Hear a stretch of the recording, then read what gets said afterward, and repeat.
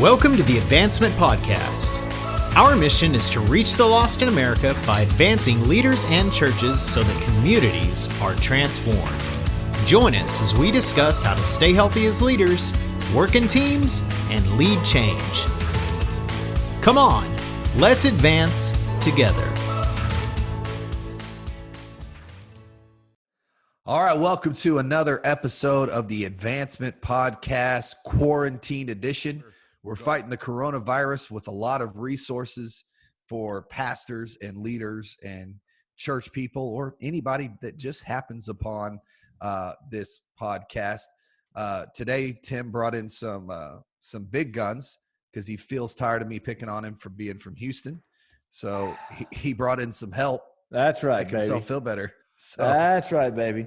Hey, it's good to have Justing Trapp with us. Yes. Justin and I first knew each other back. It's been about over a dozen years. We just figured out beforehand, almost 15 years ago.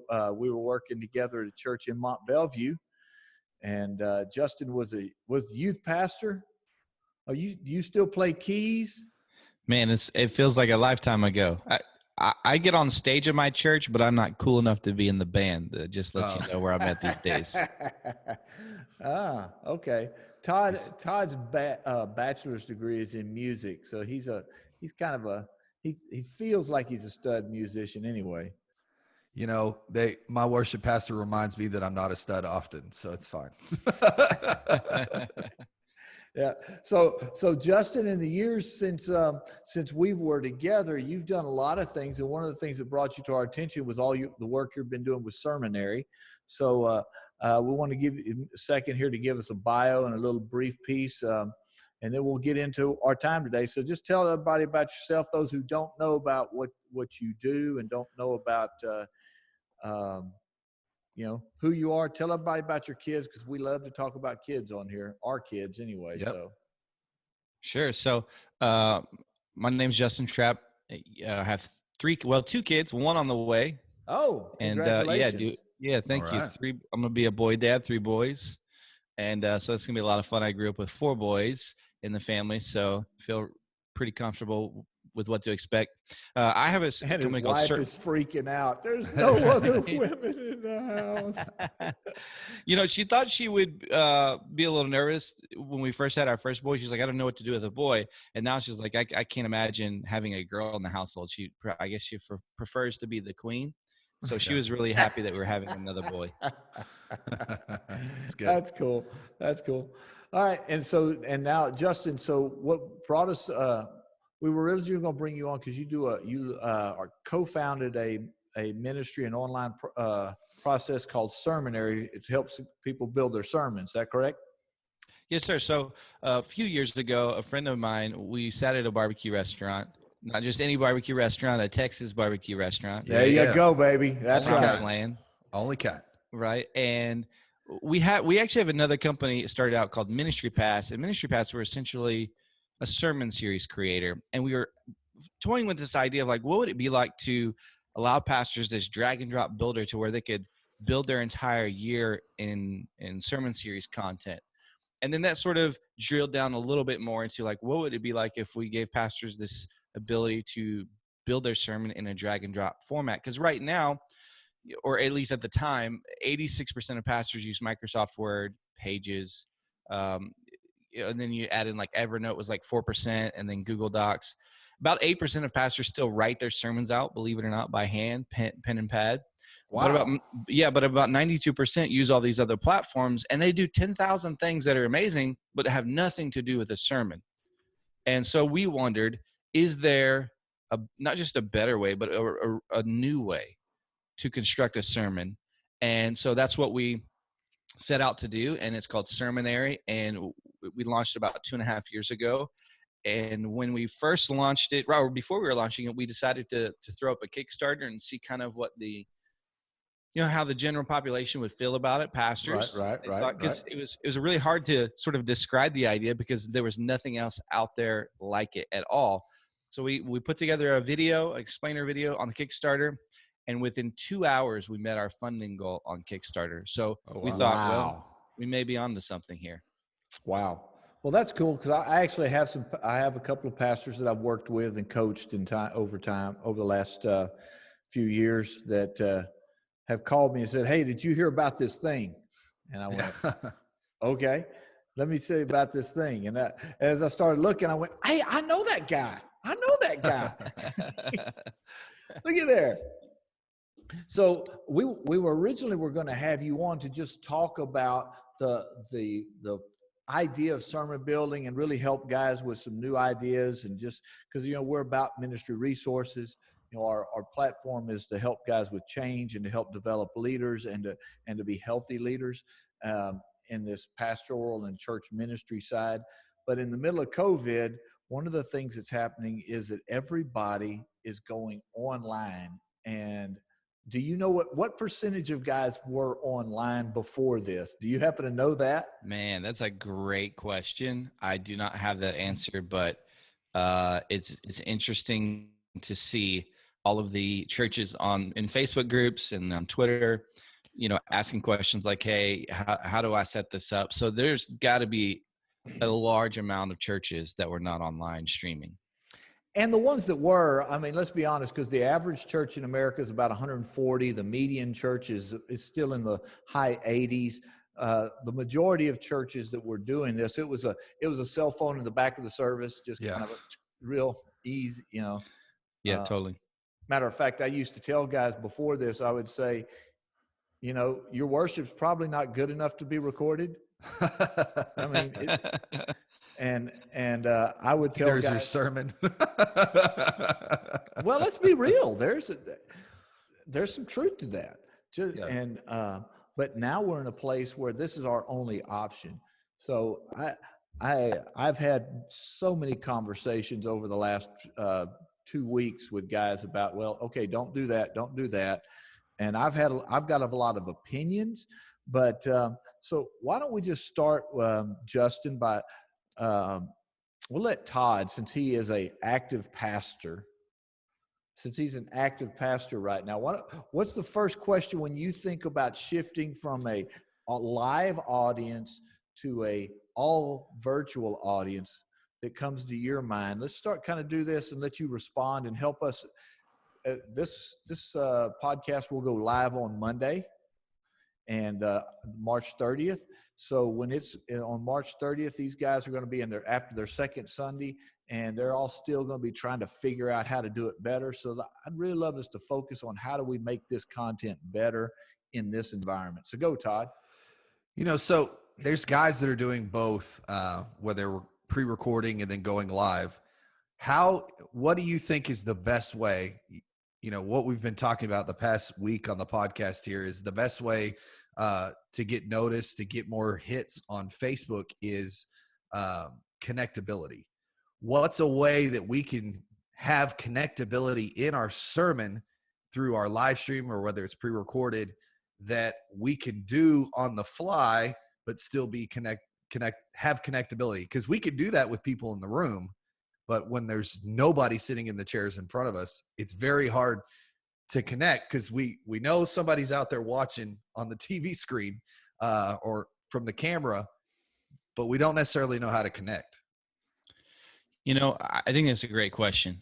And when I think about that question,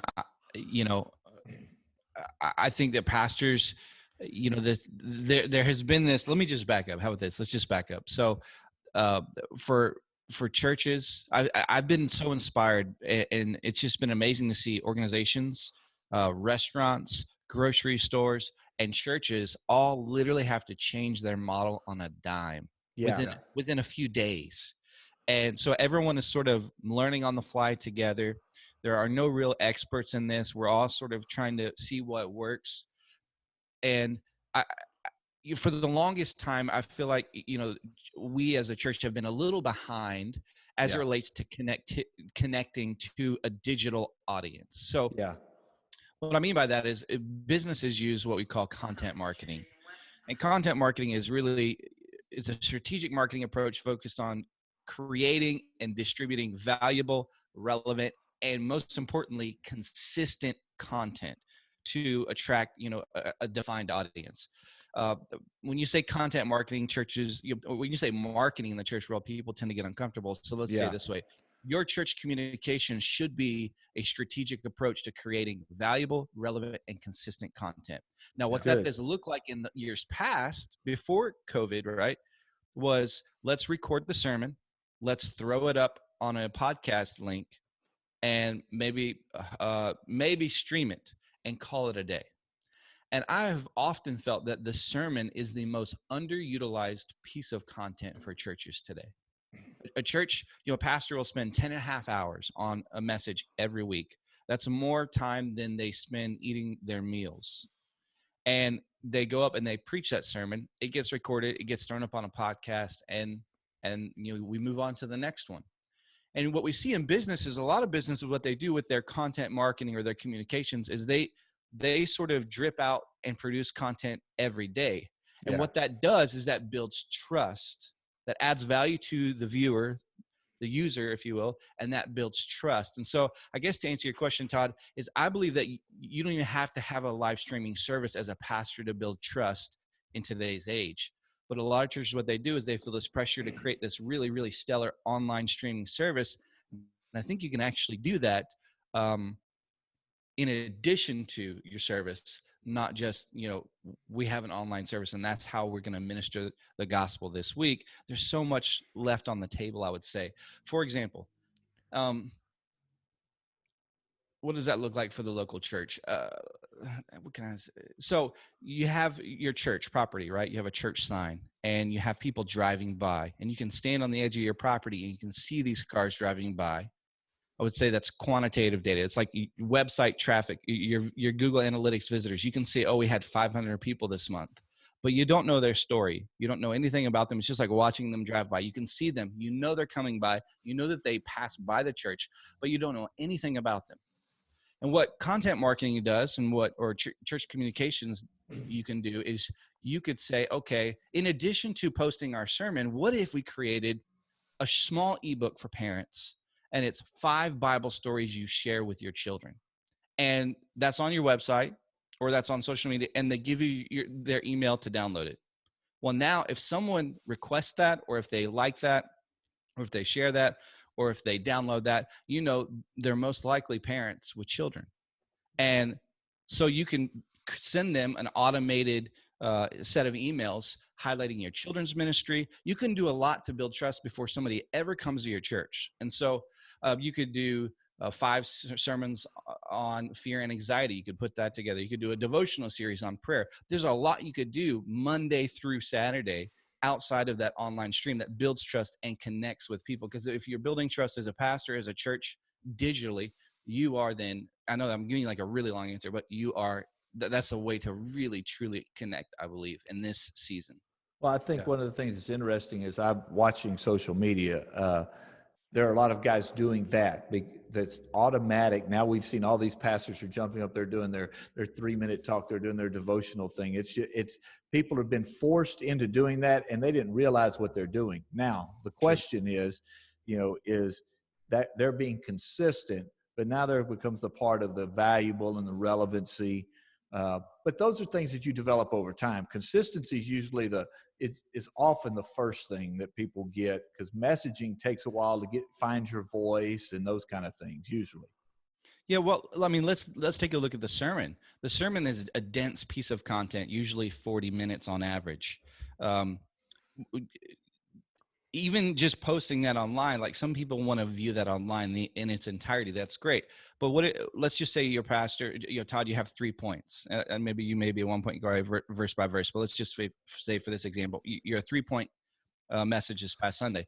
Yeah. That 3-point message could be broken up into 3 specific blogs that are all, following the same narrative, if you will, for your big idea of your sermon. You could post each, section of your sermon. So it doesn't have to be its an entirety. Like one sermon could give you weeks of content to produce on Instagram and Facebook and Twitter and all of those things.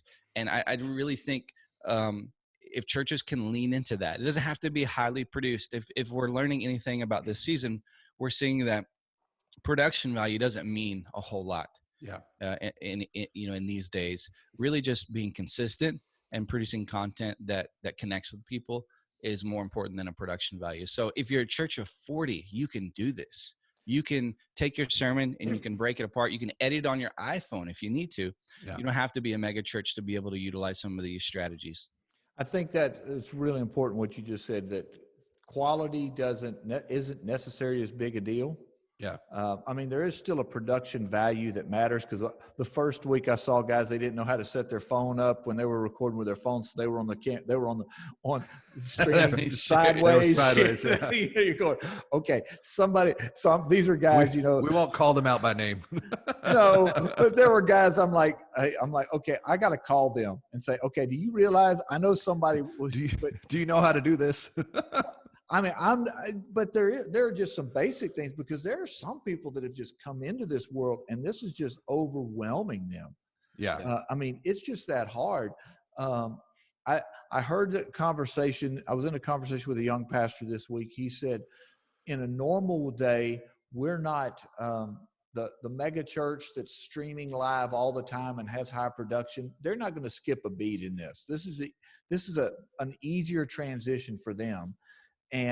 But now, when every church is moving into the space, we're all in a space where we're equal. We're in their space now. Yeah. Yeah. Well, go ahead.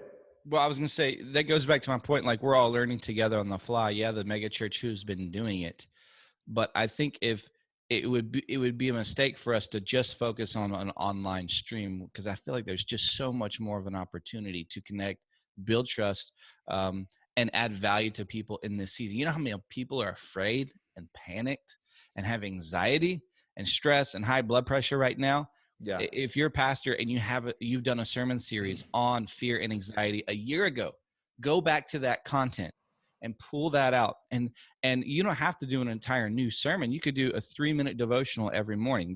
That's easy for pastors.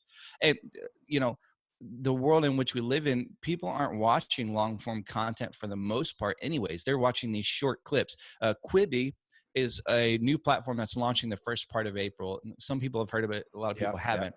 They've raised up $1.5 billion. They're a startup that hasn't even launched yet, and they've raised $1.5 billion in investments, and they have over like 70 shows coming out. And Quibi is basically it's 3 minutes, right? It's like 10-minute episodes. 10-minute episodes. Okay. And so they are 10-minute episodes that you watch only on your phone.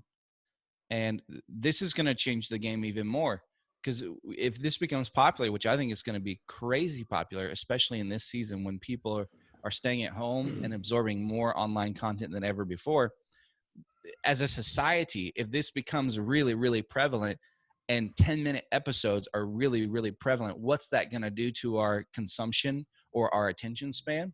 Yeah. And so if you're a church, don't feel pressured to produce a 50-minute piece of content. Maybe you do a 7-minute, from the pastor's desk, if you will, on, a series on prayer or something. You could do anything, but don't feel like you have to do this big, huge online stream service with high production value. Yes, the singers need to be on key. But beyond that, like, I think there's just a lot of room for churches to be scrappy and agile and yet still really effective and really relevant.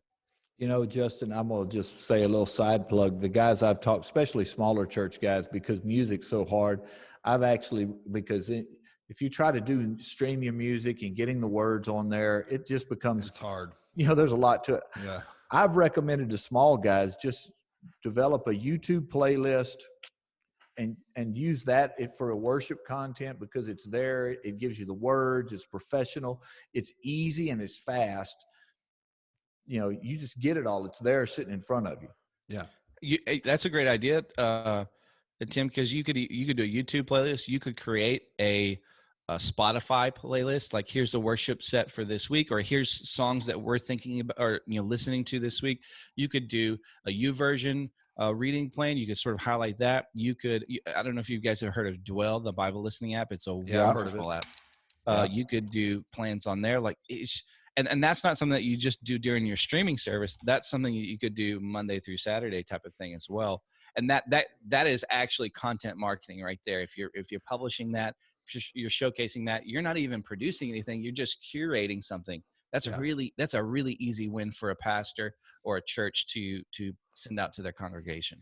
One of the things that I've also been recommending to guys is I've been recommending is rather than live streaming to record it, not so much to record it, because then they could, when they upload it or when it's a watch party or whatever they're doing, they can be interactive with the stream, interacting with people versus trying to stand there and preach to a camera and let it run and let it run and let it run. What's your feelings on that? I think I've seen a few churches recently where they have like people in the room.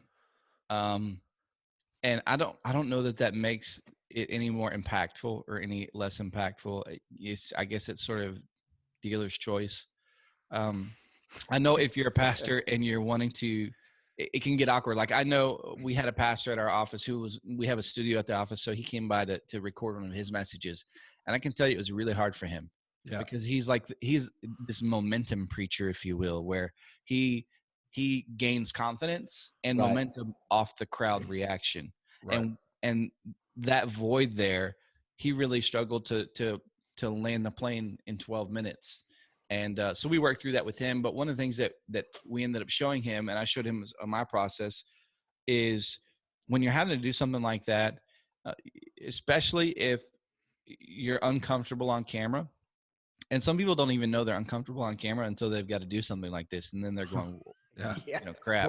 Or they go back and watch themselves. Yes. That took 15 takes. And, so there's an app that I use there's two apps that I use primarily for this that I think may be helpful. And one is called rev.com. Now, what you can do with Rev is it's an app and you can just literally take a walk with your dog or your kids, walk around the neighborhood and just talk into the app. And then what you can do is you can pay $1 a minute and a human will transcribe that audio message and send you a Word doc. Now you could do this yourself. You could write out your message, transcript style yourself as well. But if you wanted to, mind dump, if you will, while you're on a walk with your wife or just by yourself, then you could do this. And there's an app that I use called Prompt Smart. And it's an iPhone and an iPad app, and it's a teleprompter. Now, you can use it in a variety of different ways, but I can tell you guys, it has this really cool feature where it splits your screen top and bottom on your iPhone. And on the top part is the teleprompter, and on the bottom part is your camera, so you see what you're recording. And you can literally, it looks like you're recording a selfie, but you can literally use the teleprompter from your phone. So you could write out a 7-minute message if you want, and it's voice activated.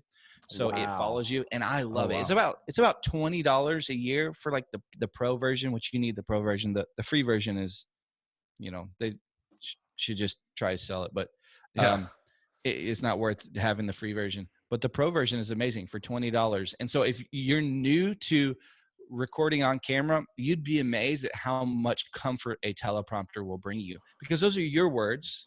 And you're reading them, and once you've internalized that, then you can really focus on the delivery of it, and those words there are for comfort as you go through it. Well, I'm gonna let our listeners behind the veil, and if some of my church people are listening, they'll be like, "What?" I preach with I recently started to preach with a teleprompter.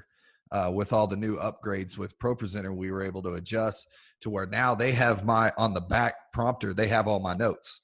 So I don't even really have to preach with any notes because it's all back there. And that has helped me a ton in being able to connect with the audience. And, I thought that was dumb. I'm not high profile enough to need a teleprompter, but now that I have it, I feel like I've been able to communicate so much better, because I'm not having to worry because I'm looking at my audience and I'm looking down and going, oh, where am I at in my notes? But with the teleprompter there, my eyes are always there, and it helps so much. Wow. I love a teleprompter because, if I had to sit down and ask myself, what do I want to say and how do I want to say it? I can do that right there. I can type it out. I use Sermonary. Nice little plug there. Plug there. And I'll write it out. But when you're on the stage, some of those intentions that you had, you miss. And I've preached so many sermons where like, man, I hit 70% of that, but there was 30% of that I really meant to get to or meant to say. And I just, in the moment when you're up in front of a few hundred people, you just miss it. And the teleprompter really allows you to control, if you will, that presentation I'm still an old school manuscripter when I'm a manuscript preacher, so I've got it all on my Tim, iPad. you're old school. I would have never guessed. Hey, you forget that we have all of these historic messages everybody likes to go read because you wrote them down. They thought about what they were going to say. Yes, and now we have the internet. Yeah, that you read those sermons off of. Anyway, so you've talked about the length of time where we want to manage our time well on the podcast. This is so helpful. There's been so many things I put down. I'm making notes, and I want us to come back in the next episode, Justin, and continue this dialogue. So thanks so much, Todd. We have a habit on here, Justin, of saying, "What's your takeaway from the conversation so far today?" I really like what Justin said about thinking through utilizing the sermon into different media platforms. I mean, because honestly, we put a lot of time into the sermons, and just them. For us, it's preached 3 times, and then we do a little 1-minute video from the best part of the message, but we don't really do anything else with it. And that's a lot of work that we could work smarter, not harder. And that got my wheels turning of doing some things. And I'm sure you noticed I was doing some texting about it, but that's what a good leader does, multitask.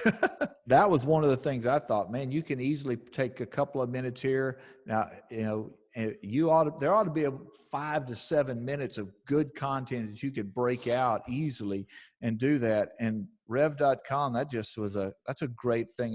That's a great app that I haven't heard of. So, yeah. Well, just don't put a question mark on the teleprompter. Why is that? I don't guess I know. You've never seen that movie? Oh my gosh. Justin got it. Hey, I have a funny story. It's a 30-second story. One time, our pastor was using a teleprompter, and I thought it would be funny to put in his notes, "Your zipper's down," even though it wasn't. I didn't realize how catastrophic that would be to his train of thought, and you killed the sermon, didn't you? I did. All the momentum he had, I felt so I had to apologize afterwards. I thought it was just gonna be kind of funny and you'd move on, but that didn't happen. That was many years ago in my youthful days. So Tim, I will explain to you in the break what joke I just made. Everybody else is know exactly what I'm talking about. Well, all right. So, hey, we'll see you guys next time on the Advancement Podcast. Thank you. Quarantine edition. Quarantine edition. If you would like to keep this content coming, all Tim and Todd ask is $1 per show. See how to give, maybe even sponsor an episode or series on the website advancement.cc. Until next week, continue to advance the mission of Jesus.